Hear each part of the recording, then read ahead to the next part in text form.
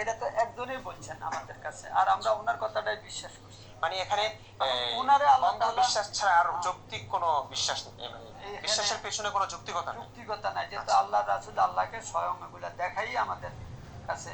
আচ্ছা হুজুর, এখানে একটা প্রশ্ন কি আসে না যে যে বিশ্বাসের পেছনে কোনো যুক্তি নাই, হ্যাঁ, এরকমটাই যদি হয় প্রত্যেকটা ধর্ম, পৃথিবী জুড়ে ধর্মের সংখ্যা হচ্ছে 4315টা, প্রত্যেকটা ধর্মেরই একজন ঈশ্বর আছে, একজন সৃষ্টিকর্তা আল্লাহ ভগবান আছে, ঠিক আছে, যাকে তারা পূজা করে, আরাধনা করে, উপাসনা করে।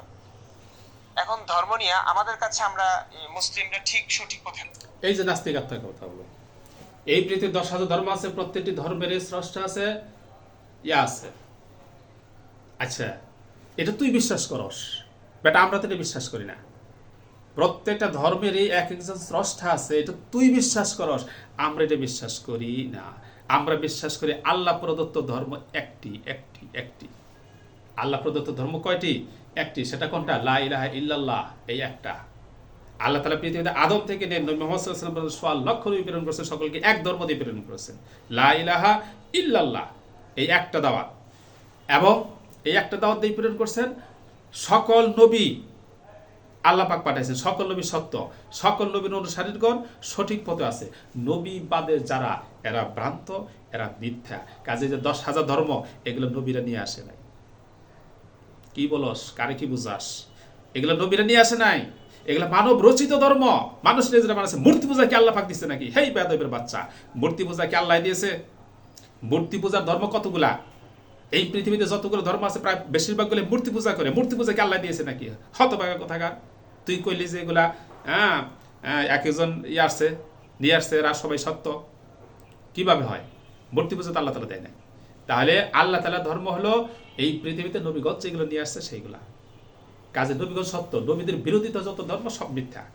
কাজে মূর্তি পূজা যত ধর্ম আছে এগুলো আল্লাহ পাক নবীদেরকে দেন নাই। সবাই তাওহীদ নিয়ে আসছে, একত্ববাদ নিয়ে আসছে। কাজে তুই যে প্রশ্ন করতেছ যে ধর্মগুলো আসছে 10,000 ধর্মই একজন ঈশ্বর আছে।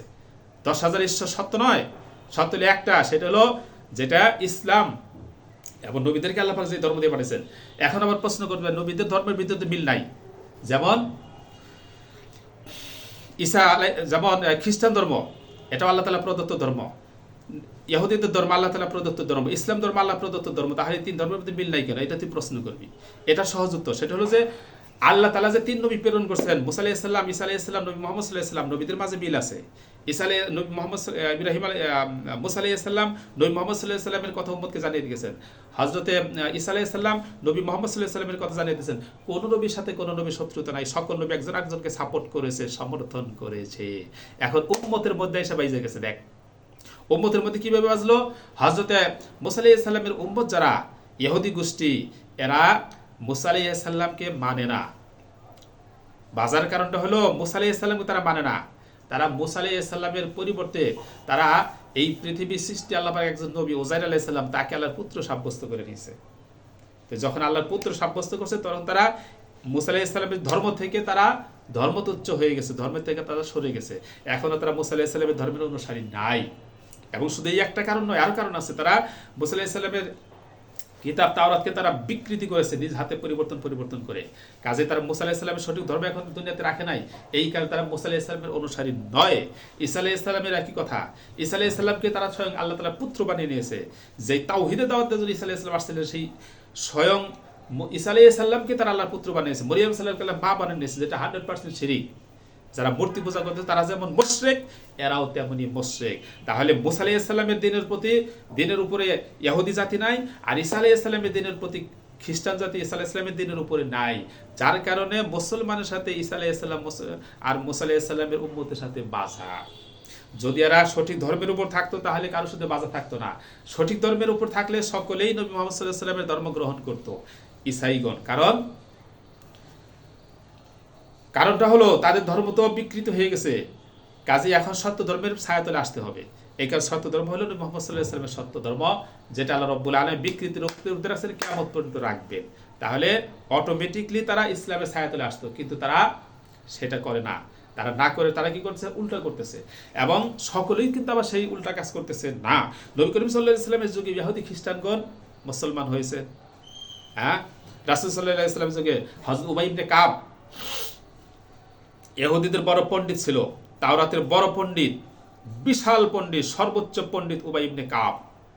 সে ইসলাম গ্রহণ করছে না? ইসলাম গ্রহণ করছে নবী করিম সাল্লাল্লাহু আলাইহি ওয়াসাল্লামের হাতে দিয়ে। সে তো তাওরাতেরও পণ্ডিত, কোরআনেরও পণ্ডিত। এখন বুঝো। হ্যাঁ, তারপরে সালাম রাদিয়াল্লাহু আনহু একজন আছেন, উনিও তাওরাতের পণ্ডিত, আবার এদিকে কোরআনের সে পণ্ডিত। কাজে তারা সত্য বোঝার পরে অনেকেই সেই সত্য গ্রহণ করে নিয়ে ফেলেছে, আবার কেউ বাঁকা হয়ে গ্রহণ করে নাই। এটা তো সব যুগেই হয়েছে। তো একই অবস্থা হলো ঈসা আলাইহিস সালামের উম্মত অসংখ্য খ্রিস্টান এখন মুসলমান হইতেছে প্রতিনিয়ত। আবার কেউ বাঁকা ধরে বসে রয়েছে। হ্যাঁ, এখন এদের ভিতরে তারা মুহাম্মদ সাল্লাল্লাহু আলাইহি সাল্লামকে নবী হিসাবে মানতে আপত্তি করছে কেন? এর মূল কারণটা হলো ইহুদিরা আশাবাদী ছিল আখির নবী আমাদের মাঝখান থেকে আসবে, খ্রিস্টানরা আশাবাদী ছিল আখির নবী আমাদের মাঝখান থেকে আসবে। কিন্তু আল্লাহ পাক ইহুদিদের মাঝখান থেকেও পাঠায় নাই, খ্রিস্টানদের মাঝখান থেকেও পাঠায় নাই। আখির নবীকে আল্লাহ রাব্বুল আলামিন হযরতে ইসমাঈল জবিহুল্লাহর বংশ থেকে পাঠাইছে। কথা বুঝেন নাই? কি বলে, মুসা আলাইহিস সালামের বংশধর থেকেও পাঠায় নাই, ঈসা আলাইহিস সালামের বংশধর থেকে পাঠায় নাই, হযরত ইসমাঈল জবিহুল্লাহর বংশ থেকে পাঠাইছেন। যার কারণে তাদের হিংসা যে আখির নবী যিনি সবচেয়ে বড় নবী তাকে আল্লাহ পাক আমাদের ধর্ম থেকে পাঠায় নাই, আমরা তার ধর্ম গ্রহণ করব না। কিন্তু সকলেই এটা করেন নাই। অনেকেই বাঙ্গা জোয়ারের পানির মতো ইসলাম ধর্ম গ্রহণ করে দীক্ষিত হয়েছে। আরেকটি সুন্দর জবাব আমি রাসূলদেরকে নিয়ে দিয়ে দিলাম।